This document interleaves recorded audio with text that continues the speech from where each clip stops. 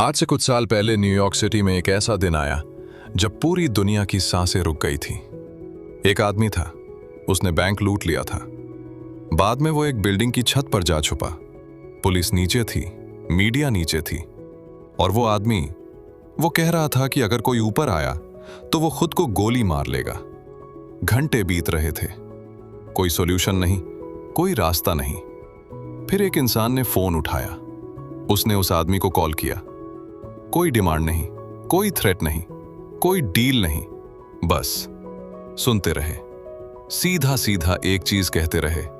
और 2 घंटे बाद वो आदमी छत से नीचे आया, अपने आप, बिना एक भी गोली के। वो इंसान था क्रिश वॉस, FBI का सबसे बड़ा हॉस्टेज नेगोशिएटर। और उस दिन उसने जो टेक्निक यूज की वो सिर्फ क्रिमिनल्स के लिए नहीं थी। वो टेक्निक आप अपने बॉस के साथ, अपने दोस्त के साथ, अपनी फैमिली के साथ, किसी के भी साथ यूज कर सकते हो। इस किताब का नाम है नेवर स्प्लिट द डिफरेंस, और आज हम इसके सबसे खतरनाक, सबसे इफेक्टिव और सबसे रिलेटेबल सीक्रेट सीखेंगे। तो सीधे शुरू करते हैं, क्योंकि ये वीडियो आपकी पूरी सोच बदलने वाला है। क्रिश वॉस FBI में 24 साल रहा। उनका काम था ऐसे लोगों से बात करना जब हालात सबसे खराब हों। Hostage situations, kidnappings, bank robberies.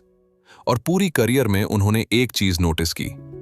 वो सब कुछ जो हमें स्कूल में नेगोशिएशन के बारे में सिखाया गया वो गलत था।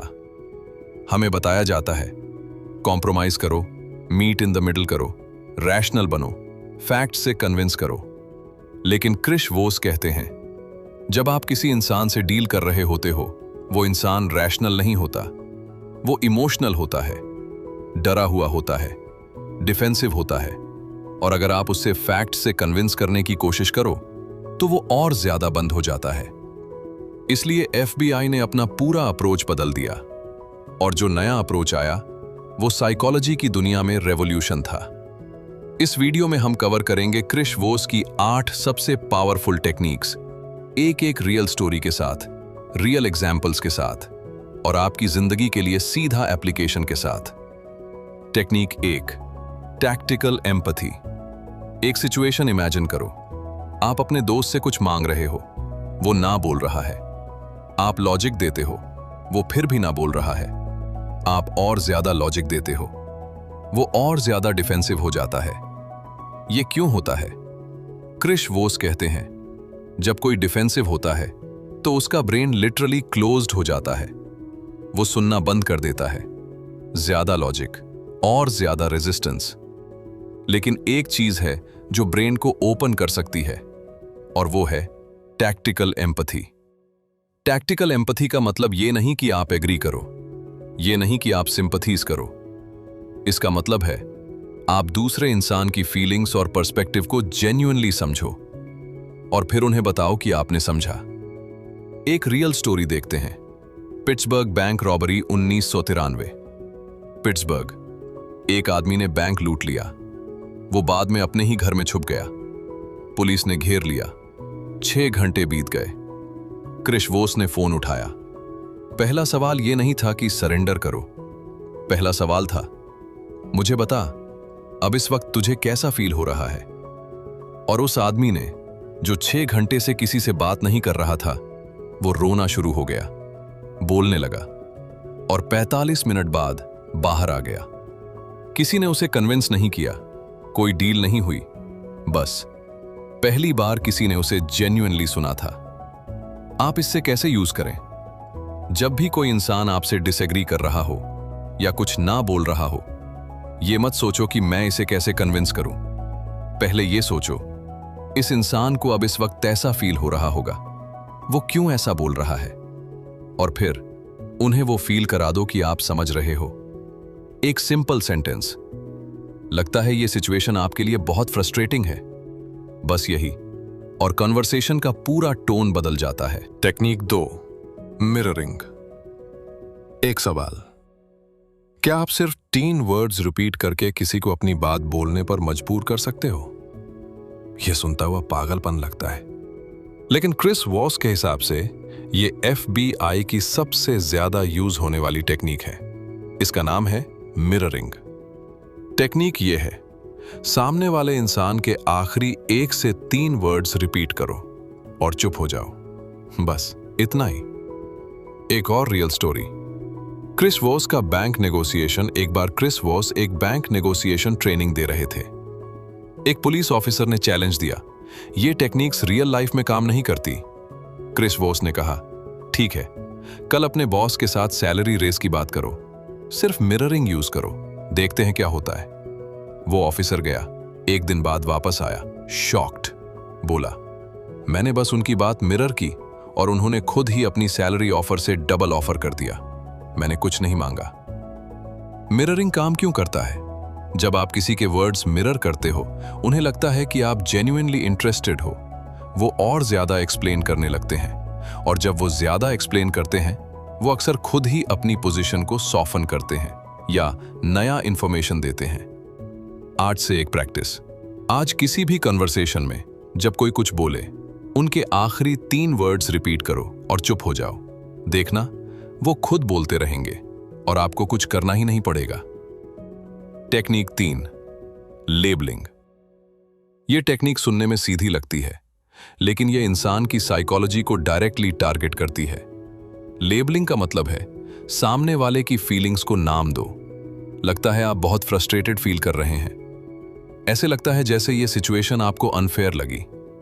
मुझे लगता है आप इस बारे में बहुत वरीड है, और फिर चुप हो जाओ। सुनने दो, साइंस क्या कहती है। ब्रेन स्कैनिंग स्टडीज से पता चला है, जब कोई नेगेटिव इमोशन फील करता है तो उसका एमिगडाला एक्टिव होता है। यही वो पार्ट है जो फाइट और फ्लाइट रिस्पॉन्स कंट्रोल करता है। लेकिन जब आप उस इमोशन को नाम देते हो तो एमिगडाला की एक्टिविटी लिटरली रिड्यूस हो जाती है। ब्रेन काम होने लगता है, यानी किसी की फीलिंग को लेबल करना उन्हें फिजिकली काम कर देता है। Real example, hostage negotiation. एक केस में एक आदमी अपनी एक्स गर्लफ्रेंड को हॉस्टेज लेकर बैठा था। वो बहुत एजिटेटेड था। नेगोशिएट करना मुश्किल था। नेगोशिएटर ने बार बार कहा, लगता है तुम्हें डर है कि कोई तुम्हारी नहीं सुनेगा। लगता है तुम्हें फील हो रहा है कि सब तुम्हारे अगेंस्ट हैं। और धीरे धीरे वो आदमी शांत होने लगा, क्योंकि किसी ने फाइनली उसकी फीलिंग्स को समझा था और उन्हें आर्टिकुलेट किया था। स्टूडेंट्स के लिए एप्लीकेशन। जब कोई दोस्त या फैमिली मेंबर अपसेट हो, मत कहो सब ठीक हो जाएगा। मत कहो ये इतना बड़ा डील नहीं है। बस कहो, लगता है ये सच में बहुत मुश्किल रहा होगा तेरे लिए। और फिर सुनो। Technique 4, the exhaustion audit. सबसे काउंटर इंट्यूटिव टेक्निक, पहले खुद पर ब्लेम लो। ये टेक्निक पहली बार सुनने में बिल्कुल उल्टी लगती है। एक्सक्यूजेशन ऑडिट का मतलब है कन्वर्सेशन शुरू करने से पहले खुद ही वो सारी बुरी चीजें कह दो जो सामने वाला आपके बारे में सोच रहा होगा। पहले आप खुद उन पर ब्लेम ले लो, उनसे पहले। रियल स्टोरी देखते हैं। क्रिस वॉस और FBI। एक बार क्रिस वॉस को एक मीटिंग में जाना था जहां FBI का एटमॉस्फेयर बहुत टेंस था। लोगों को लगता था कि वो उनसे बेहतर समझते हैं। क्रिस वॉस ने मीटिंग शुरू की इन वर्ड से, मैं जानता हूं आप सोचते होंगे कि मैं यहां आकर आप सबको लेक्चर दूंगा। लगता होगा कि मुझे लगता है मैं सबसे ज्यादा जानता हूं, और यह भी कि मैं अपना टाइम वेस्ट कर रहा हूं यहां आकर। रूम में साइलेंस छा गई। फिर एक ऑफिसर ने कहा, नहीं सर, हम एक्चुअली आपको सुनना चाहते हैं। और पूरा एटमॉस्फेयर बदल गया। काम क्यों करता है? जब आप खुद ब्लेम ले लेते हो तो सामने वाले के पास डिफेंड करने के लिए कुछ नहीं बचता। वो डिफेंसिव मोड से निकलता है और ज्यादा ओपन हो जाता है। आपके लिए यूज केस, जब भी कोई डिफिकल्ट कन्वर्सेशन करना हो, पेरेंट्स के साथ, बॉस के साथ, दोस्त के साथ, पहले कहो, मैं जानता हूं यह सुनकर लगा होगा कि मैं सिर्फ अपनी बात करना चाहता हूं, लेकिन मैं जेन्युइनली तुम्हारा पर्सपेक्टिव सुनना चाहता हूं। इंस्टेंट रिपोर्ट, बिना कुछ किए। Technique 5, that's right. सबसे पावरफुल 2 वर्ड्स। जब ये 2 वर्ड सुनो, गेम आपका है। क्रिस वॉस कहते हैं उनकी पूरी करियर में सबसे पावरफुल मोमेंट वो होता है जब सामने वाला कहता है दैट्स राइट। हिंदी में हाँ बिल्कुल सही या हाँ वही बात है। ये 2 वर्ड्स, ये तब निकलते हैं जब इंसान को जेन्युइनली फील होता है कि उसे समझा गया। ये तब नहीं निकलते जब वो एग्री करता है। ये तब निकलते हैं जब वो फील करता है कि किसी ने उसे ट्रूली देखा और सुना। यू आर राइट और दैट्स राइट का फर्क ध्यान से सोचो। यू आर राइट अलग होता है। जब कोई यू आर राइट कहता है, वो अक्सर सिर्फ कॉन्वर्सेशन खत्म करना चाहता है, वो डिसमिस कर रहा होता है। लेकिन दैट्स राइट, ये जेन्युइन ब्रेक थ्रू है। ये तब आता है जब इंसान फील करता है कि उसे जेन्युइनली समझा गया। Real story, Abu Sayyaf hostage negotiation. Philippines में एक हॉस्टेज सिचुएशन थी, बहुत कॉम्प्लिकेटेड, बहुत डेंजरस। क्रिश वोस की टीम ने बहुत दिन लगाए, सिर्फ सुनते, सिर्फ लेबलिंग करते, सिर्फ मिरर करते। और एक दिन किडनैपर्स की तरफ से मैसेज आया। वो एक बात बार बार कह रहे थे, हाँ बिल्कुल यही बात है, आप समझ गए। उसी दिन से डील होनी शुरू हुई। आप इससे कैसे अचीव करें? जब कोई बात करे, सुनने के बाद उनकी बात को अपने वर्ड्स में समराइज करो। इतना सही करो कि वो बोल सकें, हाँ बिल्कुल यही। वो मोमेंट, वो कॉन्वर्सेशन का टर्निंग पॉइंट होता है। वहीं से डील स्टार्ट होती है। Technique 6, calibrated questions. हाँ से ज्यादा पावरफुल है एक सही कैसे या क्यों। एक चीज जो सबसे पहले निगोशिएशन क्लासेस में सिखाया जाता है वो ये है, हाँ करवाओ। क्या आप चाहते हो कि आपका काम अच्छा हो? हाँ। क्या आप सक्सेस चाहते हो? हाँ। तो क्या आप ये डील करना चाहोगे? और यहां डील फेल हो जाती है, क्योंकि हाँ बोलना इजी होता है, इसका मतलब कमिटमेंट नहीं होता। कैलिब्रेटेड क्वेश्चंस वो होते हैं जो हाउ या व्हाट से शुरू होते हैं और जो सामने वाले को सोचने पर मजबूर करते हैं। एग्जाम्पल्स, हाँ या नहीं वाला सवाल, क्या आप ये अग्री करते हो? कैलिब्रेटेड क्वेश्चन, इसके आगे बढ़ने के लिए हमें क्या करना चाहिए? हाँ या नहीं वाला सवाल, क्या ये प्रॉब्लम फिक्स हो सकती है? कैलिब्रेटेड क्वेश्चन, आपके हिसाब से ये प्रॉब्लम कैसे सॉल्व की जा सकती है? क्यों काम करता है? जब आप हाउ या व्हाट से सवाल करते हो तो सामने वाला सोचने लगता है, वो एंगेज्ड होता है, और जब वो खुद सॉल्यूशन सोचता है तो वो उस सॉल्यूशन का ओनरशिप लेता है। उनका सॉल्यूशन उनके लिए कमिट करना ज्यादा आसान होता है, किसी दूसरे का दिया हुआ सॉल्यूशन नहीं। Real example, salary negotiation. एक क्रिस वॉस के स्टूडेंट ने जॉब इंटरव्यू में ये ट्राई किया। कंपनी ने ऑफर दिया जो उसे लो लगा। उसने कहा, यह सुन के मुझे लगता है कि मेरे प्रोफाइल के हिसाब से हम दोनों के लिए कुछ और भी पॉसिबल है। मैं चाहता हूं कि यह काम करे दोनों के लिए, तो आप बता सकते हैं कि हम ये कैसे अचीव कर सकते हैं? कंपनी ने खुद ऑफर रेज कर दिया, उसने कुछ नहीं मांगा था। टेक्निक 7, एंकरिंग और नो का जादू। नो सुनना क्यों अच्छा है और पहले एक्सट्रीम नंबर क्यों देना चाहिए, हमें सिखाया जाता है कि नो सुनना मतलब फेलियर है।